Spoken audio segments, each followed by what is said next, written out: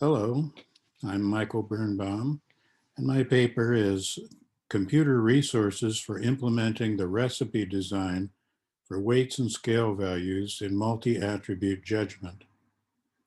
So first off, what do I mean by multi-attribute judgment?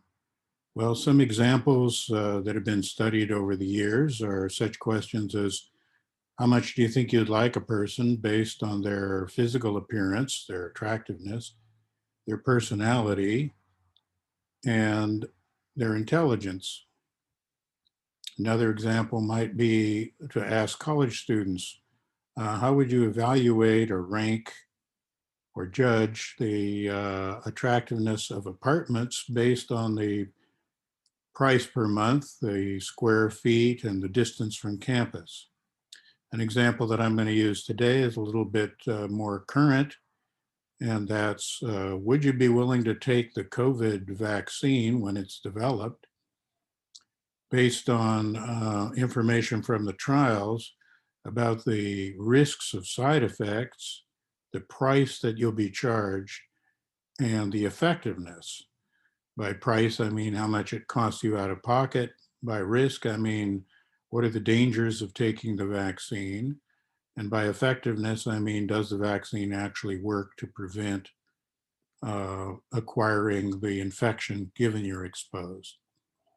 Now, these computer resources are new, but the ideas that are in there aren't really very new. I first wrote a program to do this about 45 years ago in Fortran, and it occurred to me that if we want to teach students how to use these techniques, we should update the programs that do the calculations.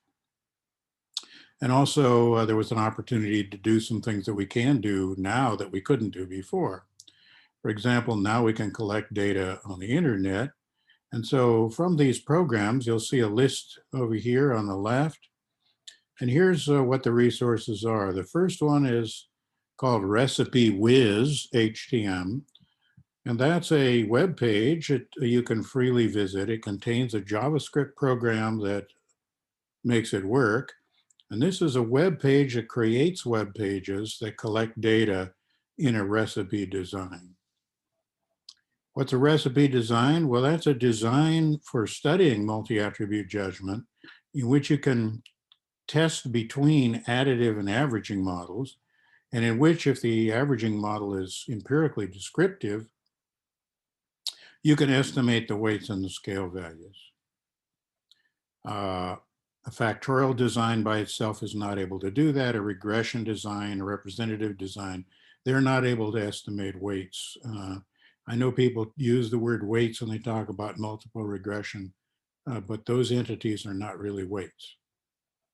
There's an example study, including the instructions, that's created by Recipe Whiz. There's another program called Recipe Sim. That's another web page that contains the theory, and you can put in parameters and push the button and it'll calculate simulated data. So you can really understand the theory, and you can control the inputs and look at how the outputs change.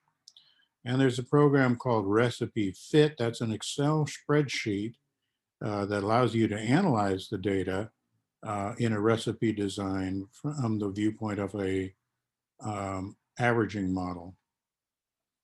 There's also a paper that describes the Zen of weights, how you estimate weights from the data, and explains how to use the programs. And there's a video giving a quick introduction to the resources. Here's what Recipe Whiz looks like. You get to enter a name like, would you take new COVID vaccine? You can push the tab button and give it a short name, vaccine 1. And notice I've already filled in, there's 3 levels of factor A, 4 levels of factor B, and 5 levels of factor C. And the recipe design includes A alone, B alone, and C alone, the AB factorial design, the BC factorial design, and the ABC factorial design. So if you have 3, 4, and 5 levels, there are 119 trials or distinct combinations in the design. And the levels of price are low to high price. The levels of risk go from low to very high risk. The effectiveness goes from very low to low. And when you've entered all the information, and there are various other things you can enter, and you can enter that, push make the form, and it creates the HTML for your page. Here's an example of an experiment created that way, including the instructions. And this one I've filled out already. All the combinations have been included, and the person is able to make a rating, in this case on 11-point scale, from very, very unlikely to very likely. They push the button, the data go into a data file. Here's recipe sim. It's set up in a very similar way. Here's what the paper looks like. And if this is a draft of the paper, I'll keep improving it and uploading that. But the Zen of weights is explained in here, and that explains how you analyze the data. And finally, the last of the programs is the recipe fit. And here's what recipe fit looks like. You can paste either real or simulated data into this page. The data are then averaged, and the values are written over in here. And we have the theory. These are the parameters that are in the yellow.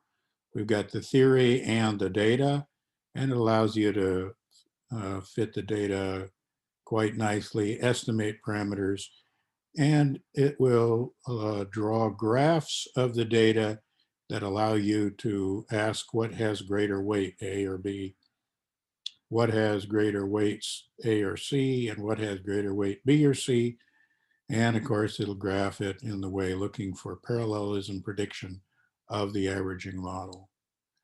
And so basically that's what the 3 programs are. One that constructs an experiment to run the study, one that, this one that analyzes the data, and one that'll simulate data so that you can understand the theory better.